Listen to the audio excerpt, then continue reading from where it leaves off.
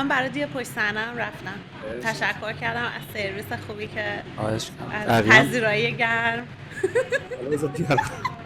الان میگم دو تا آبجوش سفارش دادم. گلوم باجتمون خیلی کمه الان. باجت کمه باید تو که با آبجوش بگذرونیم. سلام به همه شما. امروز هستیم در خدمت گیلا از کانال یوتیوب گیلا معدنی پور. سلام، خیلی خوشحالم که اینجا. امیدوارم که یه پادکست خیلی مفید باشه، بتونم جواب سوالاتتون رو بر اساس تجربه‌ای که خودم داشتم در اختیارتون بذارم و شما هم ازش استفاده کنید.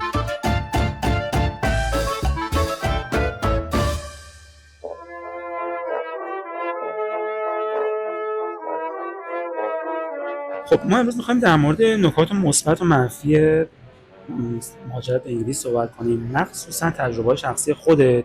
که البته اینو بگم چیزی که ما امروز قرار صحبت کنیم قبل برنامه نشده با هم صحبت کنیم راجبش. هر کسی من احساس می‌کنم یعنی اصلا همینجوریه، هر کسی که مهاجرت می‌کنه یه سری اتفاقات میفته که شاید برادرش یا خواهرش اون چیزا رو تجربه نکنه. من نمی‌خوام بگیم که 100% چیزایی که گفته میشه تو این پادکست شاید برای یکی دیگه هم همین اتفاق بیفته، ولی دونستن تجربه خیلی مهمه. و تو بیشتر از 10 ساله که الان انگلیس هستی. درسته، همونطور که گفتی تجربه ها خیلی متفاوته واسه هر کسی. ممکنه یعنی اون دیدی که داری خیلی متفاوت باشه. من ممکنه یه جوری ببینم خیلی تجربه مهاجرتم ممکنه آسون باشه، ولی واسه یه کس دیگه ممکنه خیلی سخت گذشته باشه. درسته، من سال 2013 دیگه مهاجرت کردم و انگلیس بودم. از اولم همون کشور بودم، یعنی جابجا نشدم. کلاً 10-12 ساله که انگلیسم. هم اصل داستان رسید. مرسی از شما. بچه‌ها ما هنوز بودجه داریم، لطفاً لایک و سابسکرایب کنید و یادم بودجه‌مون تمام میشه دیگه نمیتونید. دقیقاً. خب خیلی ممنون. خب تو از اولم شهر بیرمنگام بودی؟ از اول بیرمنگام بودم. هیچ موقع لندن نبودی؟ نه. چرا اونجا رو انتخاب کردی؟ راستش دانیال همسرم اونجا درس میخوند دیگه. یه موقعیتی پیش اومد که میخواست واسه دکترا اونجا ادامه بده دیگه، همون دانشگاه خودش بود.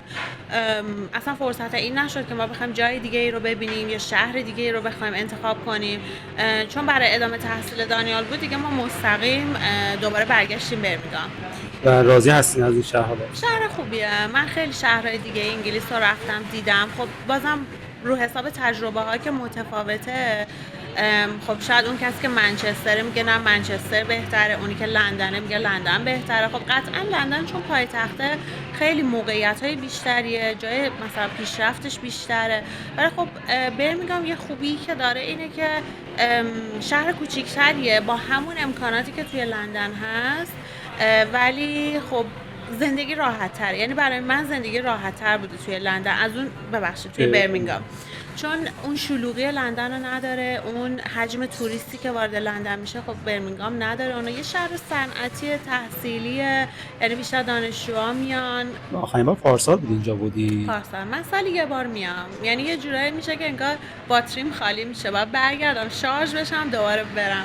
خب یکی از خوبیای مهاجرت به انگلیس شاید همین باشه، یعنی نسبت به کسی که به آمریکا مهاجرت کرده یا کانادا یا استرالیا مسافت کمتری داره. چند ساعت با پرواز؟ 6 ساعت 7 ساعت تقریبا بدون ترانزیت، تقریبا 7 ساعت میشه. ولی خب من بیشتر وقتا با ترکیش میام چون راحت تره. از برمنگام نزدیکتره. اونجا مثلا پرواز برمنگام استانبول تهران 6-7 ساعت مدت پرواز همون قدره، ولی خب ترانزیتش یه وقتای بالا پایین میشه. یکی از کهنای شاید اروپا پس میتونه نزدیک بودنش باشه. خب حالا که صحبتمون به اینجا رسید، ما از مخاطبان پرسیدیم که سوالاتشون که بیشتر برای ایرانیان قبل از مهاجرت یا طی مهاجرت سوال میشه برامون بنویسن. تقریبا 20 سوالش رو اینجا داریم، ولی اینا خیلی به ترتیب هم نیست که بگم از اول داستان باشه، ممکنه که وسط باشه که اول باشه. و خب سوال اولی که بچه‌ها پرسیدن اینه: هزینه‌های زندگی تو انگلستان چطوره؟ اولش اگه بخوام بگم خب خیلی در مقایسه با کشورهای دیگه، یعنی جاهایی که من رفتم دیدم مثل سوئد، وقتی که مقایسه میکنم میبینم خب خیلی بهتره، خیلی پایین تره. در کل خوبه. خیلی دیگه از دوستامون هستن که مثلا کشورهای دیگه میان توی انگلیس خرید میکنن، یا حالا پوشاک یا هر چیزی که احتیاج دارن از انگلیس میخرن و میبرن هر جایی که دارن زندگی میکنن، چون واقعا هزینه ها پایین تره. در کلم اگه بخوام بگم شهر با شهر توی انگلیس یه ذره هزینه ها فرق داره. همونطور که گفتم مثلا توی لندن یه ذره هزینه ها بالاتره، ولی خب توی برمینگام مثلا اگه بخوام یه مثال بزنم در رابطه با خونه و اجاره خونه ها توی برمینگام خب خیلی پایین تره، یا توی منچستر خیلی بهتره، پایین تره. شهرهای اطراف کلا اجاره ها پایین تره، ولی خب تو مثلا لندن اگه بخوای مرکز شهر باشی که یه چیز عجیب غریبی قیمت ها بالاه، توی مثلا هومش کنارش هم بخوای باشی، خب اون هزینه‌ای که دوباره باید بدی تا برسی به مرکز شهر خودش حساب میشه. یا مثلا من خودم ترجیح میدم که توی برمینگام باشم، تفریحی برم لندن رو برگردم، یا مثلا کاری چیزی باشه برم تا لندن رو برگردم، ولی خب برای زندگی ترجیح میدم برمینگام باشم چون هزینه ها پایین تره. انگلیس رو من شنیدم که تو همین چند سال اخیرم ولی خیلی تورم خیلی نسبت به خیلی سالهای قبلش خیلی بیشتر شده. درسته. انرژی که کلا گرون بودش اونجا، مثلا برق و گاز و اینا، کلا انرژی خیلی قیمتش بالاه. بعد از جنگ اوکراین که شد اصلا یه چیز عجیب غریبی همه چی دیگه قیمتش رفت بالا. یعنی واقعا حس میشد. یه وقتایی بودش که مثلا حالا تورم خیلی کم بود، در حد 1 پوند 2 پوند خیلی پیدا نمیشد، ولی الان دیگه قشنگ مشخصه، چون مثلا یه خرید معمولی که مثلا میشد 40 پوند ما میرفتیم، الان همون خرید با همون آیتما میشه 80 پوند 90 پوند. یه چیز مثلا تقریبا 2-3 برابر رفت روی قیمت خوراکی ها، حالا چیزای دیگه که مثلا استفاده میشه. حالا یه چیزی جدیدن ترند شده توی مخصوصا اینستاگرام، وقتی که کسی اینجوری صحبت میکنه آخرش یه دونه میذارن کرش خوبه کرش. حالا الان تو که خب قیمت‌های ایران هم دیدی، حالا درآمده ایران درسته. میانگین الان اگه بخوایم بگیم توی سال 2024 درسته. دیگه 10 میلیون 20 میلیونه. بله. با اون 1% و 5% کاری ندارم، ولی میانگین همون 10 میلیون 20 میلیونه. و این قیمتی که می‌بینی اینجا خب منطقی تره توازن درآمد و خرج یا انگلیس؟ فکر میکنم اینجا که منطقه نیست دیگه اصلا، چون قیمت ها خیلی رفته بالا. یعنی توی این مدت هم خود شما همش میرفتیم کافه های مختلف، میرفتیم میشستیم، خب کاملا مشخصه که چقدر قیمت ها رفته بالا. منظورم بیشتر الان سال ساید صحبت هم اون بره، چون این بره واسه برنامه دیگه میطلبه، ولی نسبت به درآمدتون باز این تورمه هنوز منطقی میتونه باشه. یه تو داری با ذره قبل انگلیس یعنی مقایسهش میکنی، نه با نه تورمی درسته. که اینا ما آره تجربه درسته. میکنیم. بریم سراغ سال دوم. میخوای اگه دوست داری خودت مسیر خودت بگو برای گرفتن ویزای انگلیس. خب دوباره یکی از چیزایی که من توش یه ذره لاکی بودم این بودش که من ویزای دیپندنت داشتم، یعنی دانیال که ویزا گرفت من به عنوان همراه رو ویزای دانیال تونستم ویزا بگیرم. و چون ما تحصیلی میرفتیم ویزامون مثلا به مدت اون تحصیل بود و حالا یه تایمی هم بعدشه که خود دانشگاه میده، حالا یا میخوای ادامه بدی یا میخوای کار بکنی. چند ساله الان ویزای تحصیلی؟ خب چون دانیال دکترا داشت میخون 4 سال بود، 3 سال بود، 3 سال دکترا اونجا، ولی فکر میکنم اگه درست بگم یادم باشه 4 سال بود ویزاش. یه چیزی که پرسیدی اگه برگردی عقب مثلا چی رو انتخاب میکنی، من ویزای کاری رو انتخاب میکنم نسبت به ویزای تحصیلی، به خاطر اینکه ویزای تحصیلی یه مقدار سخته، یه مقدار چالشاش زیاده، چون هم به مقداری که داری اونجا درس میخونی بهت ویزا میدن که حالا دوباره باید یه پلن هدی داشته باشی که بدونی حالا که این ویزا تموم شد بعدش میخوای چیکار کنی، دوباره میخوای ادامه تحصیل بدی یا وارد چالش پیدا کردن کار باید بشی. ولی وقتی که دیگه مثلا با ویزای کار میای، اگه یه ویزای 5 ساله داشته باشی دیگه واسه اقامت هم اگه بخوای اقدام کنی از اون لحاظا خیلی خوب راحت تره دیگه، اون چالش ها رو نداره که هی بخوای عوض کنی یا هی بخوای دنبالش بگردی که ببین مثلا باید چیکار کنی حالا بعد از این. یه بریکی بدیم برنامه رو بخوریم پس.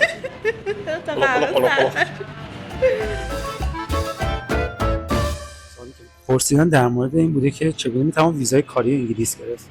باز هم یه پرانتز با ایزد من بذارم، چون گیلدا خب وکیل مهاجرتی که نیستش، یعنی من سوالی که میپرسم به عنوان کسی که دوست داره به انگلیس مهاجرت کنه و کسانی که میبینن و شما به عنوان کسی که تجربه زندگی کردن در اونجا رو داره، حالا بیش از 10 سال 12 سال.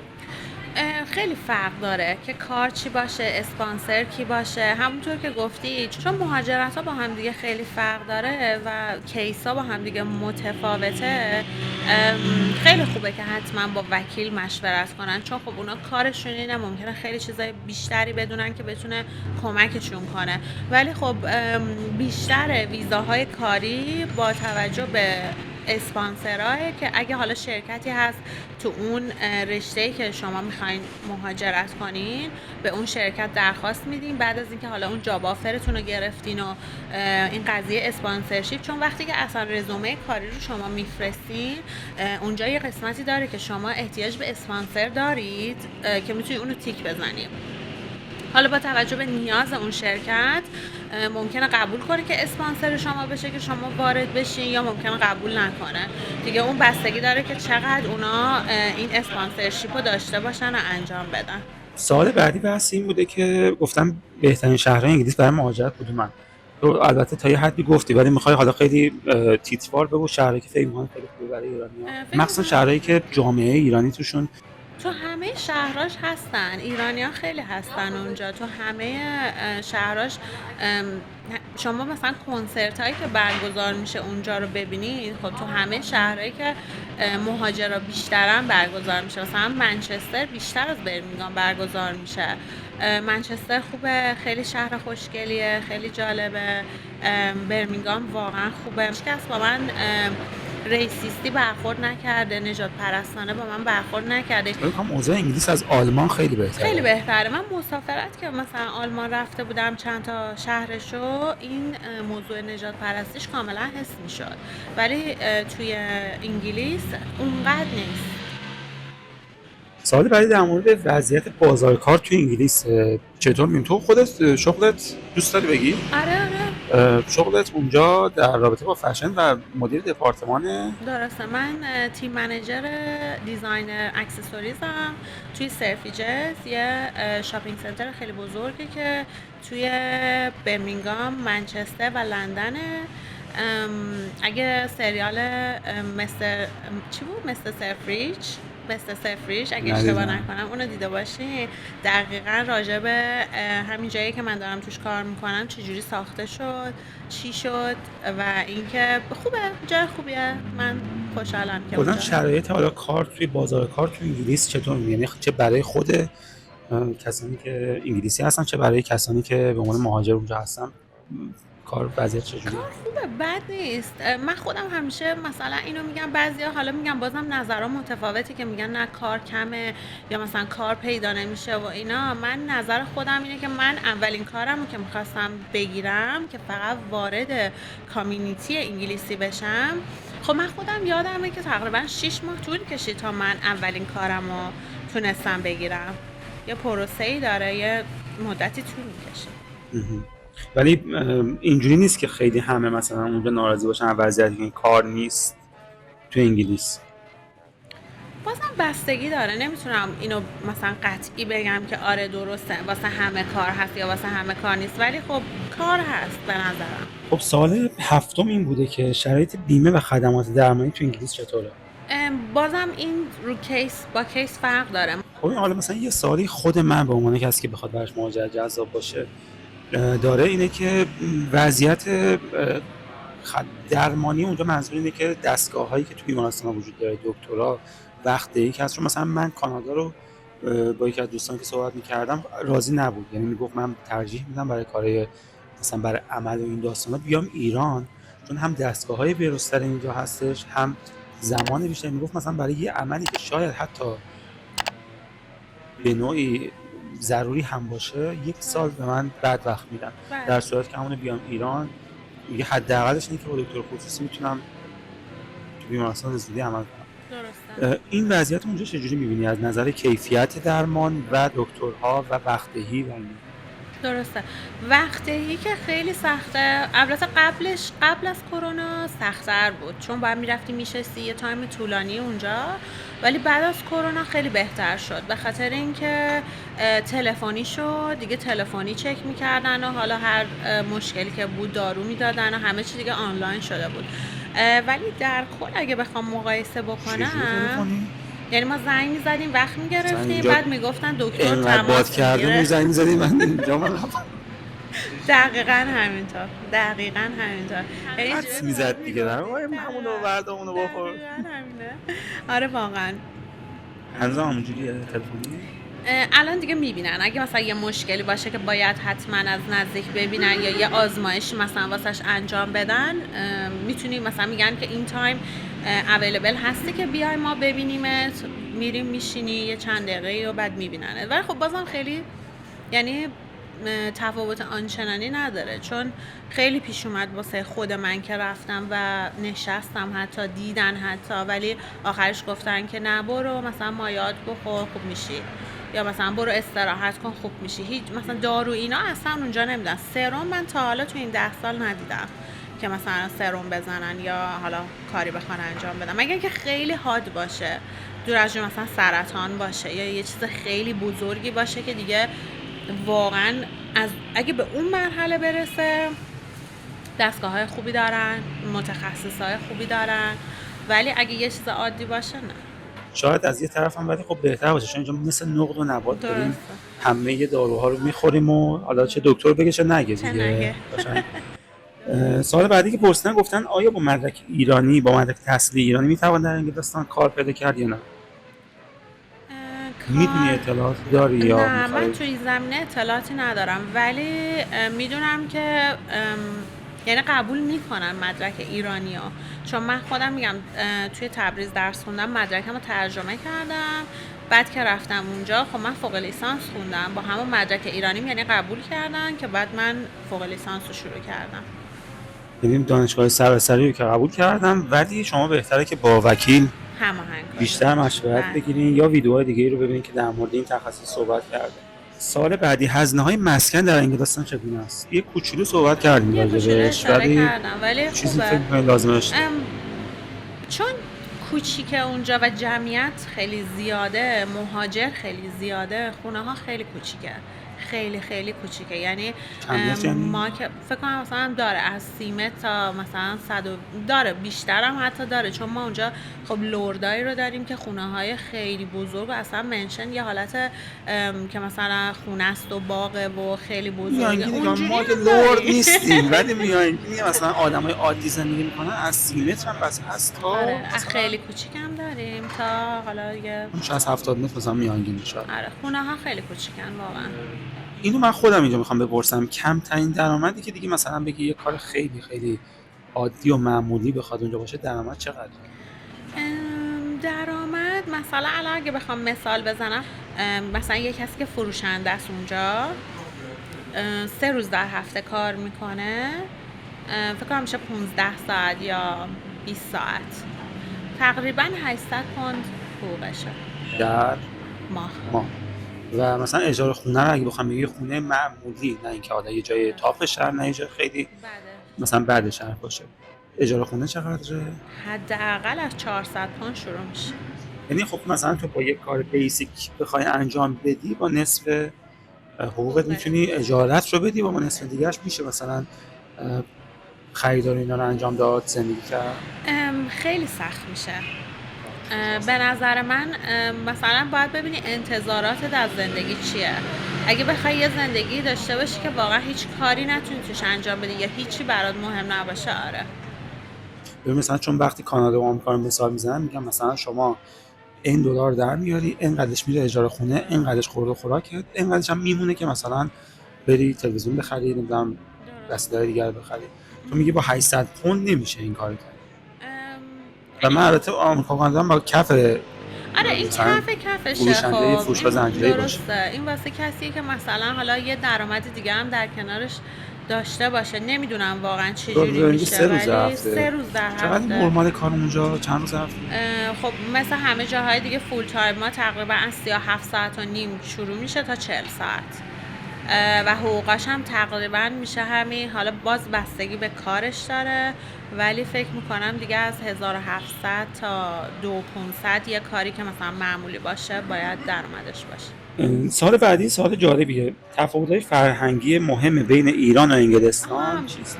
بزرگترینش فرمون ماشینا که سمت مخالف چپه، این راست خب در هست. راست، اینو کات کن، هم میگم سمت مخالف. خب اینم زدم شیکوندم. خب مهمترین من یه قهرمونو بذارم اینو کات کن. رفتار آدم. یه بار دیگه. اوه خیلی خراب شد. کشید از این آمان. اصلا یه چیز عجیب تغییر دکوراسیون دادم. ما اینجا داشتیم ضبط می‌کردیم، اونا جاشون رو عوض کردن. ببخشید خلاصه صدای ما آزاردهنده شد. یادم از کجا. آها، گفتیم در مورد آدما که چه شوکی.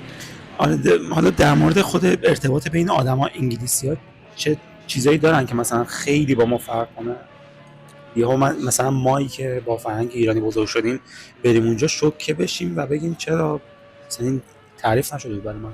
خیلی آدمای مختلفی میبینی از همه کشورها، یعنی یه جوری مولتی کالچره، از همه جای دنیا اونجا هستن، انقدر با آدمای مختلف آشنا میشی که چون ما خودمون تو وجود خودمون یه ذره اون حالت نجات پرستیه رو داریم، ولی وقتی میری اونجا این همه آدما میبینی که اصلا با هم کار میکنن یا از کشورهای مختلف با هم ازدواج میکنن، خب خیلی جالبه. خب این یکی از اون چیزایی بودش که ما اینجا به اون صورت نمیبینیم، نه که نباشه، ولی خب اونجا خیلی بیشتره. عروسی‌هاشون هم قبل از اینکه بریم سوال بعدی خیلی با ما فرق داره، خیلی متفاوتن و خیلی اصلا با ما فرق دارن. ما عاشق سادن، ما عاشق اینیم مثلا بزنیم برقصیم تا دیر وقت، ولی اونا نه، یه رقص آخرش دارن و خیلی، یعنی واسه ما یه ذره حوصله سربر میشه. اون آخرش رو شما دوست داری؟ ما آخر که معمولا تو سالن هم نیست، میره یه جای دیگه. گفتیم مالیات ها و قوانین مالیاتی در انگلستان چگونه است؟ خب این مطمئنا تو که خب باز وکیل مالیاتی نیستی، ولی به عنوان یک شهروند مثلا در مورد کانادا که صحبت میشه خیلی راجع به مالیاتش میشن که آی چقدر مالیات میدن. انگلیس چجوریه در مورد؟ انگلیس هم همینطوره. وای چقدر مالیات میدن. وای چقدر مالیات. یعنی همه، حتی خود انگلیسی‌ها 30%؟ درصدش دقیقا نمیدونم، چون بستگی به درآمد داره. از یه مثلا فکر میکنم اگه اشتباه نگم، اگه درآمد شما 12,000 پوند باشه بهش مالیات نمیخوره. از بعد اون هر چقدر در سال یا در ماه؟ در سال. از بعد از اون هر چقدر شما بیشتر بگیری ازش مالیات کم میشه. یعنی این هم هستش، ولی حتی خود همکارای من که انگلیسی هم هستن یه وقتایی از این مالیات شکایت دارن، چون خیلی زیاده. هم توی کار میدی، هم یه مالیات مثلا به دولت میدی، مالیات راه میدی. فکر کنم اینجا هم باشه البته. بعد مثلا مثل امریکا هستش که ایالت با ایالت فرق میکنه قوانینش، یعنی اونجوری نه همه کشور یک قانون مالیاتی رو پیروی میکنن. آیا انگلیس برای زندگی خانوادگی مناسب است؟ مناسب است. بله. ببین یه سوال پرسیدن که خب اینم باز دوباره فکر کنم خیلی چیزه. شرایط افتتاح حساب بانکی در انگلستان برای مهاجران چیست؟ نمیدونم. چجوری 12 سال اونجا جواب یعنی من همش کش، همش پول سیاه و بیزینس‌ها سیاهه. سوال دیگه پرسیدن، گفتم بهترین راه یادگیری زبان قبل از مهاجرت چیه؟ یه اشاره کردم اول صحبتمون. این کلامت فکر میکنم من شنیدم که خیلی زبان دوست نداشتی. اصلا دوست نداشتم، یعنی گریه میکردی میگفتی واقعا همینطوری بودم. من نمیخوام. آره واقعا همینطوری بودم، بی اغراق. واقعا زبان دوست نداشتم. یعنی یادمه که چندین بار من کلاس زبان ثبت نام کردم ولی هیچی اصلا نمیخوندم، چون میرفتم یه کار دیگه میکردم اون تایما به جای اینکه برم سر کلاس بشینم. تو وقتی رفتی 100% نبودی یعنی؟ اصلا بلد نبودم. چند درصد بلد؟ 10% هم بلد نبودم. من زبانم خیلی بد بود. ولی پس خیلی اذیت شده باشی. خیلی اذیت شدم به خاطر اینکه من وقتی که اونجا رفتم کلاس زبان واقعا هم طولانی مدت رفتم فشرده، یعنی من هفته‌ای تقریبا 20 ساعت 25 ساعت کلاس زبان میرفتم. حضوری یا آنلاین؟ حضوری میرفتم و توی اون کلاس زبان خب همه چی به انگلیسی برگزار میشد. اگه یه جایش هم من نمیفهمیدم باید میفهمیدم، به خاطر اینکه کسی نبود برای من ترجمه کنه. از اون لحاظا خیلی مثلا به هم سخت گذشت تا زبان رو بخوام یاد بگیرم و کامل مثلا اون خجالته. مخصوصا یه چیزی که احساس میکنم توی ایرانیا، مخصوصا توی ایرانیا، این اعتماد به نفس نداره. نه همشون، باز دوباره نیام بچه نه ها واقعیت دیگه. آره بگن نه اصلا اینجا یه بخشی بخوام بگم اونایی که من دیدم و خودم هم جزء اون دسته بودم، این قضیه اعتماد به نفس نداشتن و خجالت از صحبت خجالتی از اینکه همه کردن میتونن. انگلیسی بودش و اینکه من همش میترسیدم یه جایی رو اشتباه بگم. یادم وقتی هم که با دانیال میرفتیم بیرون، من همیشه پشت دانیال راه میرفتم به خاطر اینکه نمیخواستم کسی از من چیزی بپرسه، با این حال که جوابش هم شاید میدونستم و میتونستم صحبت کنم، ولی باز یه حالتی بودش که میگفتم نه من نمیتونم، از من مثلا سوال نپرسن، یه همچین حالتی بود. ولی خب یه روشی که بخوام بگم که برای همه ممکنه مفید باشه و من اینو اونجا تو کلاس‌های زبانی که میرفتم یاد گرفتم، این بودش که یه دفترچه کوچیکی من داشتم، دفترچه یادداشت. اون موقع استادان مثلا میگفتن هر کتابی که میخونی، هر فیلمی که میبینی، یه کلمه که میبینی مثلا بلد نیستی یا مثلا جدیده واسه توی اون دفترچه بنویس، بعد برو از توی دیکشنری اینو پیدا بکن، اون هم معنیاش هم بنویس جلوش با معنیش، اینا رو هی مثلا ریپیت کن، هی ببین، هی بخون تا این مثلا بره توی ذهنت. و یکی از بهترین روش‌هایی بودش که من زبان یاد گرفتم، خیلی بهم کمک کرد. البته تو داری در مورد 10-12 سال پیش صحبت می‌کنی. دقیقاً.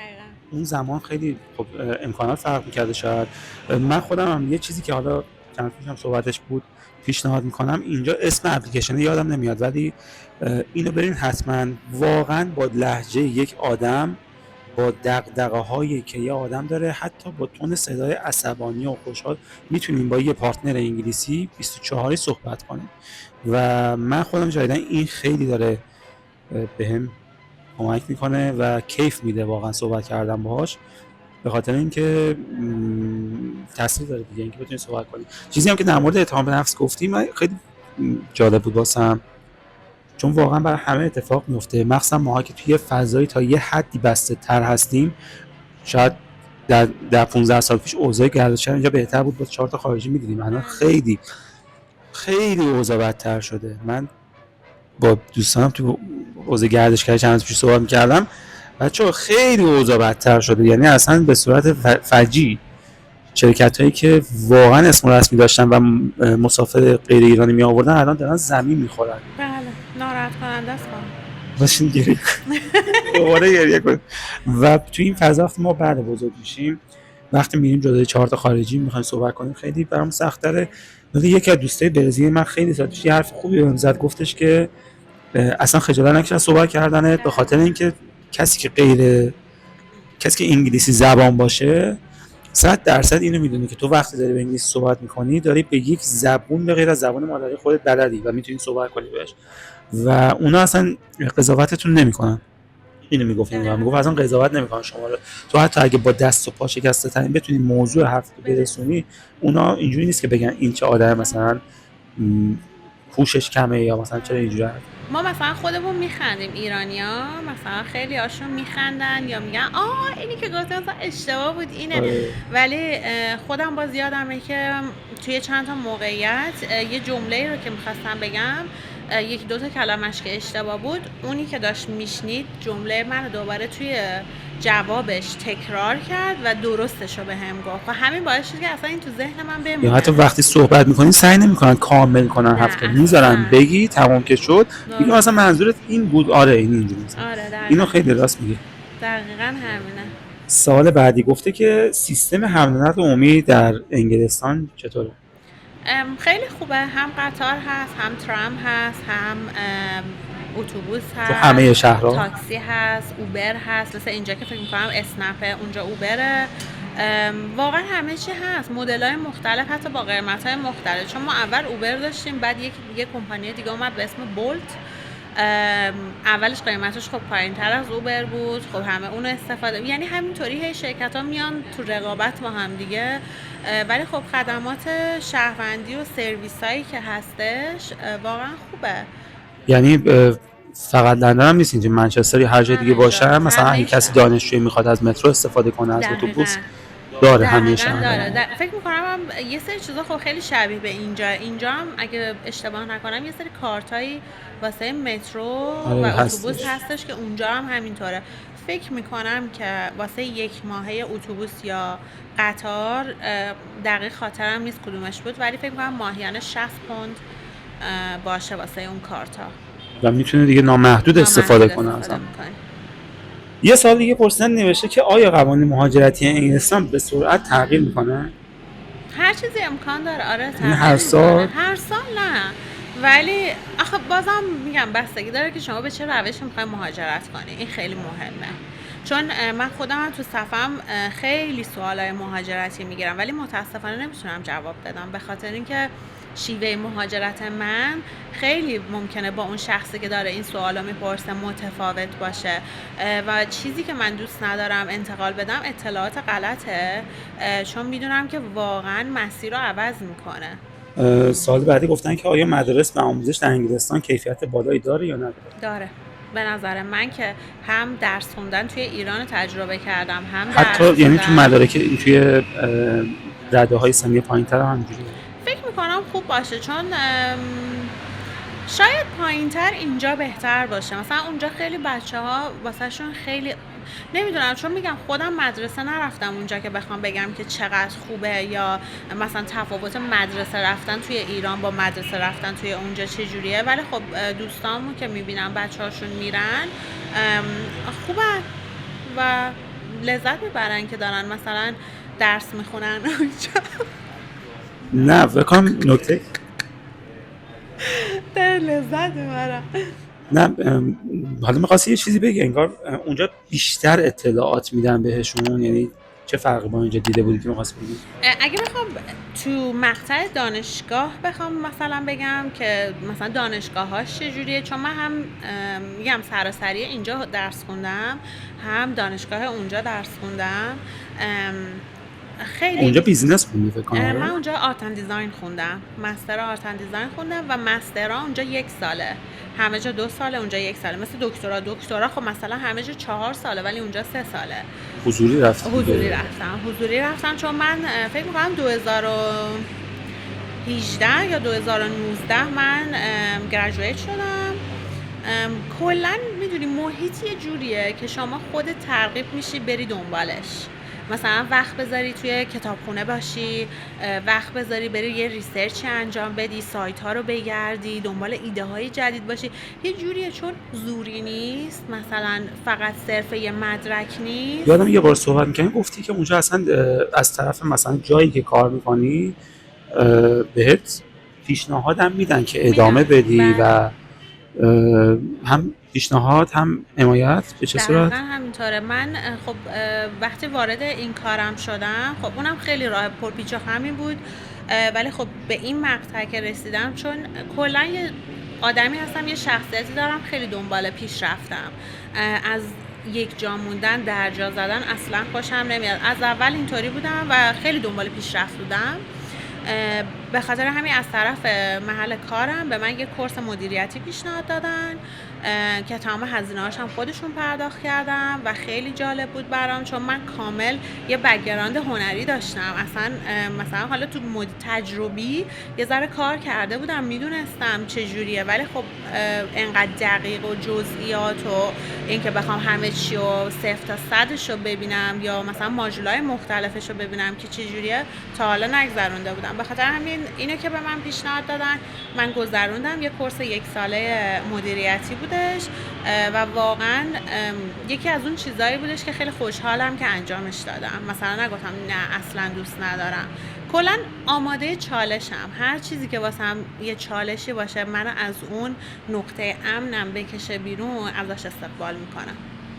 ما ایرانی‌ها هممون آماده چالش هستیم خب، ذاتیه ولی فکر فکر می‌کنم کنم. اونجا یعنی از نظر این چیزی که دارم میگم، امروز یه جایی یه چیزی خوندم در مورد کار تو آلمان نوشته بود یک پسری برنامه‌نویس و گفته بود که یه باگ بزرگی توی بیزنسشون بوده و مثلا بعد از ساعت کاری یه ساعت مثلا بعد از ساعت کاری اونجا نشسته بود و داشته کار میکرده. میگه اون شوک فرهنگی که اونجا خورده بود اولش این بود، میگفت مدیر من اومد گفت داری چیکار میکنی و اینم مثلا خوشحال گفته بود که من دارم باگو درست میکنم و مثلا انتظارم داشته که الان تشکر کنن ازش و مثلا بگن آفرین تو داری این کار میکنی. میگفت اصلا مدیر ناراحت شد، در لپتاپ بس، گفت بعد از ساعت کاری اجازه نداری اینجا باشی.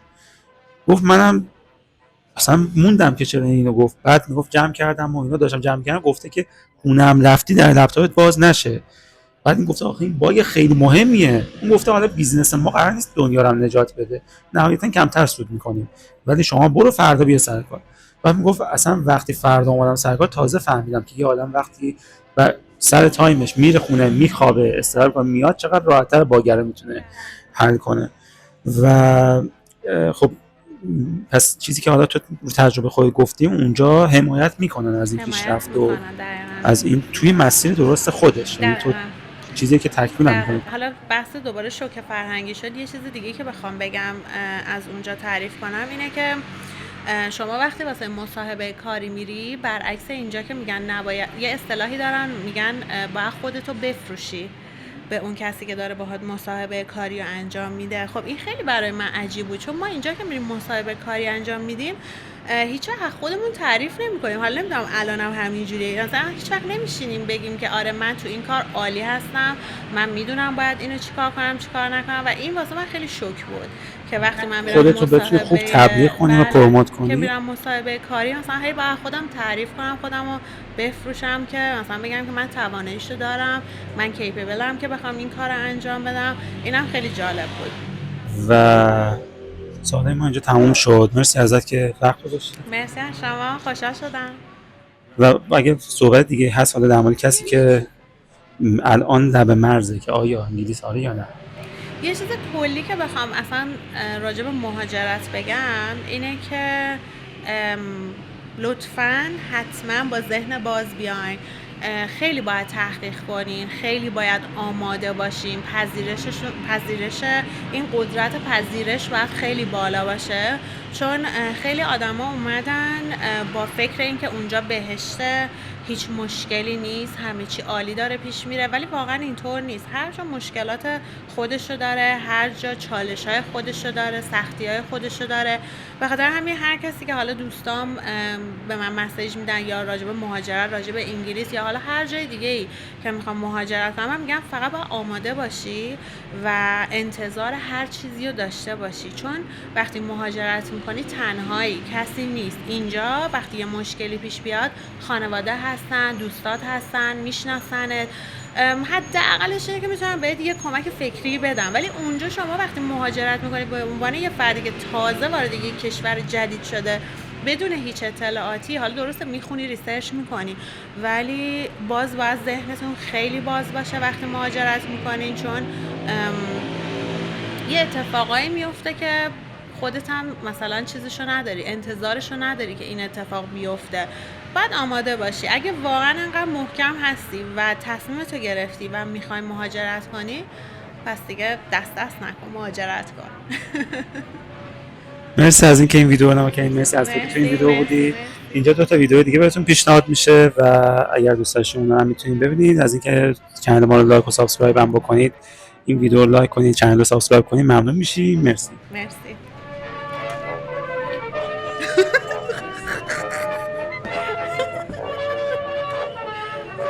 ساعت چنده؟ میشه من یه بار خودم ببینم چجوری